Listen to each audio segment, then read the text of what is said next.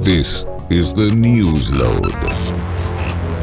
Hi, I'm Carrie Anne and I'm here with Newsload, and today we are interviewing Paul Vato. Hello, how are you, Paul? I am wonderful. Thank you so much for having me. I'm so excited, and I'm looking forward to this. Thank you. Where are you right now? I am in Las Vegas, Nevada. Vegas, Sin City. Very fun. Very much so. Yeah, I'm originally from Chicago. I'm from Chicago. That's why I don't got an accent. Just kidding. Chicago, and then Hollywood or Los Angeles area for about 10 years, doing the acting and comedy and selling cigars to support that acting habit. And then now Las Vegas. And how's it going in Vegas? Great. I mean, I've been here now, 12 years or so, and it's been great. For about 11 of those years, I owned Vato Cigars inside Binion's Casino, which is downtown on Fremont Street. And great. It's great. It's great for business. It's close enough to LA to get there for auditions or not that there were many in the past 2 or 3 years, but I've gotten back into acting. But yeah, Vegas is great. There are no state personal taxes, so people sometimes will make a residency here, but work otherwise, other places. The nice thing is, as long as you live a little bit over half the year here, then it's nice. But I am thinking about making the move back to LA just to be closer because I've been doing more acting lately. But yeah, Vegas is a great place as long as you don't let yourself go and start gambling. I think that would be the biggest downfall. Is you have to be careful because it's too easily accessible. 24/7, everything, the drinking, the gambling, the staying out all night, smoking, everything. So you just have to It's fun to do every once in a while, especially since you're there. Yes. Yeah. We end up, I think, taking it for granted because you go other places and then they're like, last call. And it's one of two things. You're like, wait, what? How is it last call? It's only 1 or 2 a.m. Or you're like, oh, it's last call. I got to get really, really drunk if you drink. And, that's also not good. But here in Vegas, you can just take it easy because you know that there's never a last call. It's phenomenal. It's phenomenal. I'm confused how that happens. So 5 a.m, you can still order a drink. 8 a.m. Absolutely. Absolutely. And when you think about it, hey, there are people that work third shift. So for them, an after work drink might happen at 8 a.m. But yeah, most casinos, all casinos, COVID may have restricted the hours a little bit, but all major casinos are open 24/7. I think there's even rumors that they don't even have door locks because they've never had a reason to close the doors and lock the doors. So now they might, because of when COVID happened, we were closed for like 2.5 months. It was like a zombie town, dead, nothing, even Fremont Street was blocked off, so you couldn't even go through Fremont Street. But yeah, I mean, it's they have 24-hour gaming licenses, so why would they close? There's always 3 shifts, and there's always going to be somebody. At least one of the bars in all the major casinos are open, as well as cocktail servers. I mean, it's pretty crazy. But yeah, even if you were the person that would, has been out, usually you've been out all night. If you're going to get a drink at 8 a.m, it's because you've been out since the night before. Maybe you went out at midnight. So I think it's no different than going out at 5 p.m. for some after dinner drinks. And then it's 1 a.m. You're that 8 a.m. And it's also funny when you ask people, and maybe it happens in other industries also, but hey, when's your Friday? Or you'll hear a server or a bartender go, yeah, like, hey, today's my Friday and it's Tuesday. You're like, oh, and you get it. That means he's off Wednesday and Thursday. That's his weekend. So yeah, there's all this like little code and stuff in Vegas. And you let them know that you're a local, and they'll usually really take care of you because they know that you'll come back often.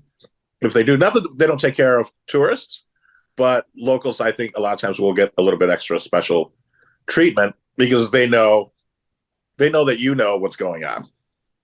That's fabulous. That's fabulous. What are you working on right now in Vegas? Cigars, but really, I've been working more in LA now, acting. I've gotten back into acting. We filmed this last year, but I think because of the strike and, we couldn't promote TV shows or, shows that we did before the strike. Maybe that's why it hasn't aired yet, but I have a small part in the new season of Ted, which if you've seen the movie Ted, Seth MacFarlane's Ted with the little vulgar bear. This is a prequel and takes place in the early 90s. And I have a small part in that. So that should be coming up. Last year, I think it was last year, I was on a game show called To Tell the Truth, where I fooled all the judges, which was fun. It was Oliver Hudson and Kim Fields, who was Tootie on The Facts of Life. I was such a big fan. And I think her name is London Hughes. She's a British comedian, so that's why I wasn't that familiar with her. But I definitely fooled all the judges. I guess I'm a good liar. And then I recently I was auditioning for a show called The Big Game, which is a poker-related game show.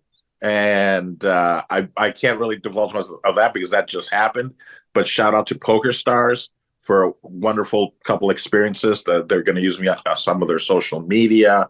And then they were nice enough to take us to drive exotic cars. So I got to drive a Ferrari, and I've decided that I should probably get one. Yeah. I think that's a great idea. Yeah. So if you could, I mean, I'm getting paid for this podcast, right? So if you could send that $288,000 that my appearance fee, I would love that. Yeah. What color are you getting it in? You know what? I hate to just be so cliche and get it in that red, but it's beautiful. I think classic red Ferrari is right up my alley. So did you work with Mark Wahlberg in Ted, or? No, it's funny. Oh no, because Mark Wahlberg's character is in the TV show, which will be on Peacock, hopefully sometime, I'm guessing next year now. But it's his character because he's like 16. So I don't think he could play 16. Maybe, he probably thinks he might still be able to, but he might be a little too old for that part. But of course, Seth MacFarlane is, because he plays the voice of Ted. So it was phenomenal to get to see a genius work and get to work a little bit with him. But no Mark Wahlberg, because, he's too old for the prequel of Ted. Yeah, fair enough. What was your character? I don't know how much I can divulge, but I'm one of the guys that hangs out, I guess, at the video store where they may or may not rent videos. And that's probably all I can say for now. Maybe when this comes out, it'll already be out and people will be, I have a feeling that my line's going to be pretty quotable. And my line, I said it, but Seth MacFarlane wrote it, but it's incredible to watch, like I said, a genius at work at his craft. It's amazing. And are there any other celebrities that have left you starstruck? Oh, that's a great question. I get easily starstruck, and then I get easily unstarstruck, I guess. My ex-wife used to say I was such a star effer because I think for me, it's a way of showing like, hey, I really, really appreciate your work. And I try not to, creep out people too much. And I am starstruck. I mean, like I met Vern Troyer, who was Mini-Me in the franchise. And I'm sure like the first day I met him, first few hours, it's like, oh my God, that's Mini-Me. Just like everybody else that saw him. It was we were walking down Fremont Street one day, and it was Vince Vaughn, Vern Troyer, and me. And people would see Vince first because he's like 6 foot tall, and they were like, oh my God, that's Vince Vaughn. But then they'd see Vern Troyer, and it was literally like they saw Jesus or something because they were like, oh my God, Mini-Me, I love you. When I first saw him, it was before, I think it must have been right before I met him because I didn't know he was going to be in Vegas inside Binion's. And I walked past a blackjack table, and I go, why is there a baby playing blackjack? Oh, that's funny. Because he was standing at his chair and betting, and he was literally, he was like 2.5 feet tall, maybe, I think it was definitely under 3 feet. Yeah, it was like 2.5 feet tall. And then I realized, I go, oh my God, that's Vern Troyer. And I think I knew he was coming. So I was like, okay, I didn't bother him then until there was like a formal introduction. But yeah, I do get starstruck often, but I get over it pretty quickly because I'm like, they're just like regular people, and they really, all the stars, we really are just like regular people. I'm just kidding. Do you have, you had told me that you had a bit of raunchy topics to talk about. Was it the recent blog that you had or a book you wrote? It was a book that I wrote, compiled. It's called The Kama Sucia, and I'd love to hold it up right now. So I'm gonna have to improvise. We can put it in post. I was out a couple days ago, and this guy loved it so much he insisted that I autograph it and give it to him. And it was after a Resorts World treated us to an amazing dinner, like a I don't know $500-600 dinner. So I felt compelled to give him the Kama Sucia and autograph it. It was after we went racing at Vegas, at Speed Vegas, it's called. So shout out to Speed Vegas. Any of the exotic cars that you want to drive, Lamborghinis. It was a little embarrassing. I did go for Lamborghini first, but it was like this far off the ground. And I tried getting in, and I was like, you know what? I can probably wedge myself in here, but how am I going to get out? So I was like, I was there something more comfortable. so that's why we went with a Ferrari, which I was surprised that I fit in that, but it has like normal bucket seats. So it was good. But yeah, so I don't have the book with me, but if you go to vato.tv, it'll take you right to Amazon where you can pick it up. And it is raunchy. It's basically an urban dictionary of dirty sex moves. Kama Sucia, which sounds like Kama Sutra, but Kama Sucia in Spanish literally translated means the dirty bed or the filthy bed. Kama spelled with a C instead of a K in Kama Sucia, but in the book it's just like Kama Sutra, Kama. And it's written by Dr. Doherty Sanchez Esquire and his brother Phil T. Sanchez Esquire. So it's a parody. It's funny. If you've ever wanted to have all these moves in one book, like the Donkey Punch and the Angry Pirates, or DM me. If anyone wants to do a review on it, I can always send you. I'm sorry, and I think I was supposed to send you a PDF, and I don't think I ever did. But the Kama Sucia. You can also go to paulvato.com, and from there you'll see my book, my blog, my podcast, and you can pretty much reach me across all social media on paulvato.com. Fabulous, fabulous. No, I'd love a copy of it to be able to read it. It sounds hilarious. It is. I think it is. It's either hilarious or very offensive, or a little bit of both. But can you explain to me what the donkey punch is? I've never heard of this.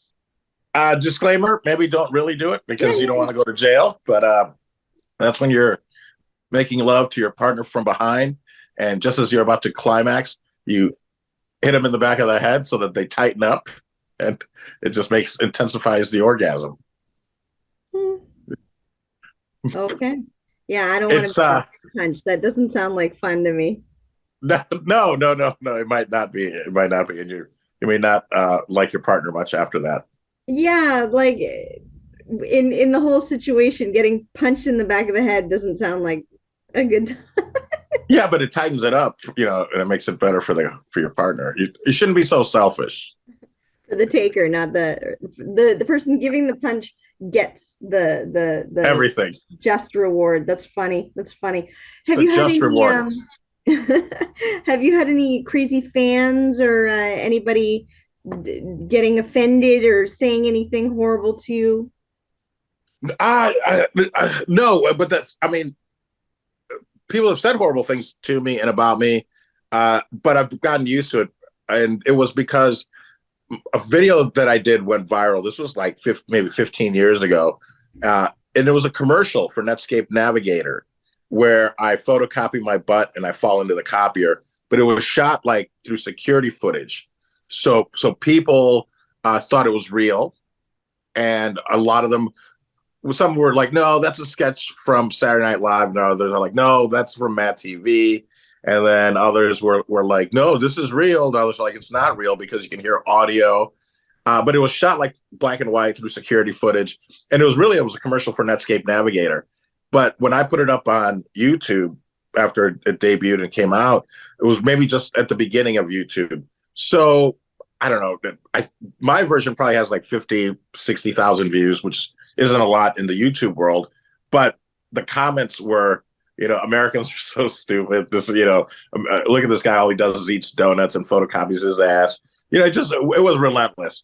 And then again, other people are like, no, it's clearly a commercial for something. I don't know what, but that's, so people did say horrible things. So I got used to it. But it was more about that, not so much about the book. People will either pick it up, look at it, and put it down, or you just see them just start laughing because it's written so well in a way that you can picture it, and they'll just start laughing. And I've started recording people reading from it, like at bars, at casinos, and either the bartender's reading from it and cracking up, or he's reading, trying not to laugh, and the staff is horrified, whatever. So yeah, people have said that, but nothing too hurtful besides, look at this lazy American who eats too many donuts and photocopies his butt. If you want to see that, it's on my YouTube channel, which is at Paul Vato. And but it's probably been seen. My cousins from Mexico called me one day, and they're like, "Hey, we just saw this on TV. Is this you?" And I was like, "Yeah, that's me." In one of those compilation video shows. Also on YouTube, there was one that has like 100 million views, part of a compilation. So I know it's been seen the world over, and anyone that I show it to, you may not recognize me in it, but when you see it and you see me, they're like, "Oh yeah, that is clearly him." Because again, it's shot through like grainy security footage, and now that it's been uploaded many times, I think it's even lost its quality a little bit. But yeah, once anyone I show it to, wherever the world they may be from, they're like, "Oh, I've seen this before." So it's crazy. Well, I'll have to Google it. I'm excited to see you photographing your ass. I think that would be probably hilarious. Yeah, I mean the whole story was pretty funny.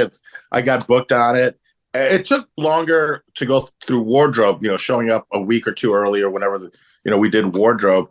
Then the actual day I think it was one of the shortest days of shooting I ever had. It was probably 3 hours because we shot it 3 times, and the director was like, he goes, "Well, they're all great." He goes, "We're going to use one of those," and it's kind of an accident. So there wasn't, much acting involved, because I was really surprised, because what they did is they took 2 copiers, hollowed them out, and then put them together. So it's really, if you're standing in front of it, it's like twice the size of a regular copier. But from that angle, it just looks normal sized. And what they had was just a light that went like this so it looked like it was a light. And then there was a car jack that they put plexiglass, that they bolted plexiglass to. And then they put candied glass over the plexiglass. That's why they may have sweetened the sound a little bit, but you hear it break. You hear the glass break.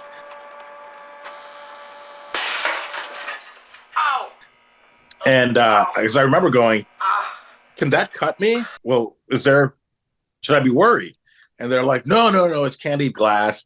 And I go, "Well, why are there paramedics here?" They're like, "Well, because you fall into it, maybe your back." It's like, "Oh, okay." And then afterwards, I find out they're like, "Oh no, it can definitely cut you, because even though it's made out of sugar, it still might have sharp edges." And that's how I got the nickname One Ball Paul. No, I'm kidding.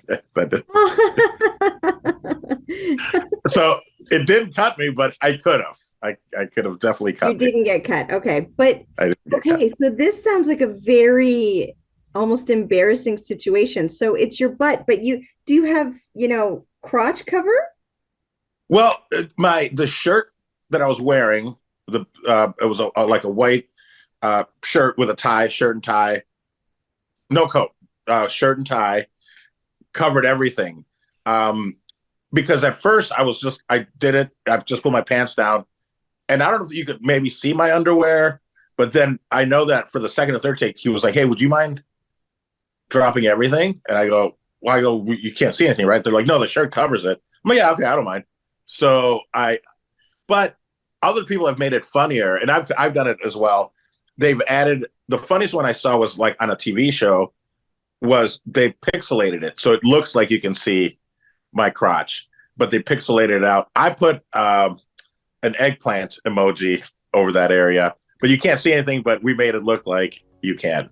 That's funny. Oh, Paul, I could listen to your stories all day. You're absolutely delightful. I can't thank you enough. Do you mind shouting out your handles, your Instagram, how everybody can follow you?